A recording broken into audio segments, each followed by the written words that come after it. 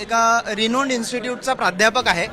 हा माझा विद्यार्थी आहे जो पहिल्यांदा यावेळेस वोट देणार होता। त्याचं वोट ऑलरेडी दिले गेलेलं आहे आणि त्याने दिलेलं नाहीये। हे किती गलतान कारभार आहे आणि किती चिंताजनक बाब आहे। ओके, माझी वाईफ जी प्रेग्नंट आहे तिला घेऊन मी 3 शाळांमध्ये फिरून आलो। प्रत्येक ठिकाणी तिचं नाव आहे पण डिलीटेड मध्ये आहे। मग याचा काय फायदा? माझं नाव गौतमी पवार, मी कोथरूड मधली रहिवासी आहे। माझं फर्स्ट टाइम वोटिंग होतं। ज्यावेळेस मी बूथवर आले त्यावेळेस मला सांगण्यात आलं की तुमचं मतदान झालेलं आहे। तर जेव्हा मी आत गेले त्यावेळेस माझ्या नावाने दुसरं कोणीतरी मतदान केलेलं होतं। ज्यावेळेस मी ऑब्जेक्शन घेतलं त्यावेळेस मला असं सांगण्यात आलं की तुम्ही 17 नंबरचा फॉर्म भरा, तुमचं ते मतदान काउंट होईल।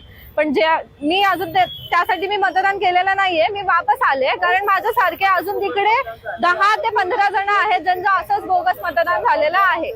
तर ह्याच्यावर कोण काय ऍक्शन घेणार आहे हे मला कळलं पाहिजे। मी रत्नाकर शंकर दळवी, कोथरूड लोकसभा मतदारसंघात मी बेलकेनगर इथं सुंदर सोसायटीत राहतो। माझं नाव कोथरूड मतदारसंघात 981 या अनुक्रमांकावर बूथ क्रमांक 981 मध्ये असून मी मतदानाला 1 तास लाईन मध्ये थांबून मतदान खोलीत गेलो असताना मतदान अधिकाऱ्यांनी मला सांगितलं की तुमच्या नावावर कुणीतरी मतदान करून गेलेलं आहे। परंतु मतदार यादीत माझा फोटो आणि माझं नाव आणि माझं वय हे सेम असून माझ्या आधार कार्डाप्रमाणे तरी सुद्धा त्यांनी मला वोटिंग करून दिलं नाही। त्यांनी सांगितलं अर्धा तास आम्ही वाट पहा, मी तुम्हाला सांगतो। तरी मला वोटिंग करण्याचा अधिकार मिळाला पाहिजे एवढीच माझी विनंती आहे।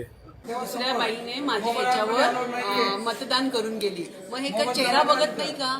तिथं फोटो आहे माझा फोटो असताना त्यांनी कसं तिला मतदान करायला दिलं? हा, नंबरचा फरक आहे, सगळं आहे, मग कसं केलं त्यांनी? चेहरा नाही बघत मग काय उपयोग आहे? मग तुम्ही फोटो काढून। तुझं नाव काय? शाहीन शब्बीर सय्यद।